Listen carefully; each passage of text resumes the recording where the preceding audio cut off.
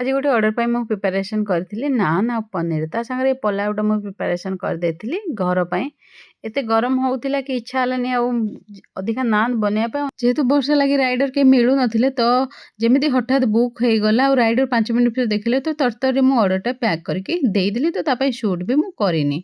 और जेहेतु भी वर्षार सीजन चली एठी तो दिल्ली रे वर्षा मतलब डेली डेली वर्षा होची तो सेथिपई मु ऑर्डर भी रखिबारे टिके बहुत ज्यादा मतलब भरोसा मते पाउनी कि वर्षा होथियो जदी डेलीवरी कहिना डेलीवरी करिया को डेलीवरी पर्सन ही मिलू नाहंती बुक ही होनी ऑर्डर तो एमती किछि सिचुएशन जानथिला ए ऑर्डर ता पळेला किछि प्रॉब्लम हेलानी।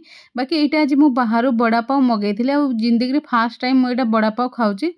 टेस्ट ओके ओके थिला कहीं मु आगुरी आ कोडी भी टेस्ट करिन तो मु कंपेयर भी करि परिबिनी केमिति भलो थिला बा खराब थिला।